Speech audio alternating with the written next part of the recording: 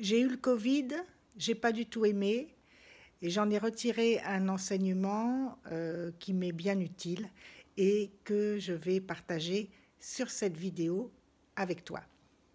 Alors bonjour et bienvenue dans cette nouvelle vidéo. Oui, il y a quelques semaines, en tout début d'année, j'ai eu le Covid, j'ai été positive et avec quelques symptômes relativement légers, un peu de fièvre, de la toux et de la fatigue. Voilà comment étaient mes symptômes. Et en fait, j'ai complètement flambé, c'est-à-dire que j'ai commencé à avoir une angoisse par rapport au fait que bah, c'était le mot Covid hein, qu'on associait à cette maladie et pas du tout le mot rhume ou même le mot grippe. Là, c'était le Covid. Et tout d'un coup, moi, je me suis fait des films et je me suis vue entrer en réanimation et mourir, pourquoi pas. Hein. Et ça a été assez terrible, alors que finalement les symptômes étaient tout à fait bénins.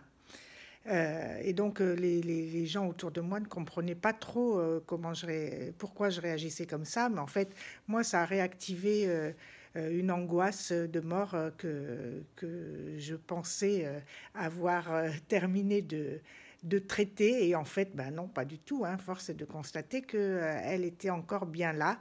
Et d'ailleurs, je pense qu'elle est encore là. Je travaille dessus et ce travail-là, ça m'aide beaucoup finalement pour aller regarder des choses qui sont très très enfouies et cette angoisse dont je pensais qu'elle venait d'événements très difficiles que j'avais vécus il y a un peu plus de 3 ans. Et en fait, en regardant d'un peu plus près, je m'aperçois que elle date de bien plus longtemps que ça. Et en fait, finalement, cette réactivation de cette angoisse me permet d'aller traiter en profondeur pour me sentir mieux. Mais ce que je voulais partager avec toi aujourd'hui, c'était ce concept, cette idée que eh ben, c'est pas la situation qui a un impact sur comment je me sens, mais c'est ce que je pense de la situation. Parce que pour moi, la situation, elle était tout à fait comment dire, elle était simple, voilà, j'étais malade et bon, pas beaucoup de traitements évidemment, hein, puisque on nous renvoie à la maison avec du Doliprane. Donc voilà, j'attendais avec un peu de vitamine C, vitamine D, du Doliprane, tout ça.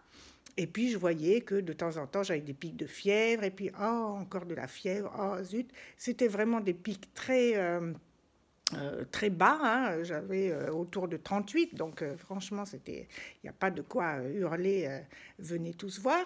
Mais par contre, pour moi, comme c'était estampillé Covid, eh bien, j'étais pas du tout aussi sereine que si j'avais eu un rhume ou même une grippe avec 39 de fièvre. Alors, ce que je dis là, bah, ça peut se transposer pour tout type de situation et par exemple au moment d'une séparation, hein, puisque je peux vraiment parler de ça, je connais bien et en plus c'est mon cœur de métier, hein, puisque je suis coach et que j'accompagne les personnes qui ont du mal à se relever après une séparation et qui veulent faire de cette séparation une force et un tremplin pour leur vie future. Alors je fais ce parallèle avec, par exemple, un message de ton ex, un message que tu reçois comme ça, un texto, et qui te fait flamber, tu vois, toi aussi, parce que tu vois derrière des choses qui sont peut-être là, mais qui sont aussi peut-être pas là.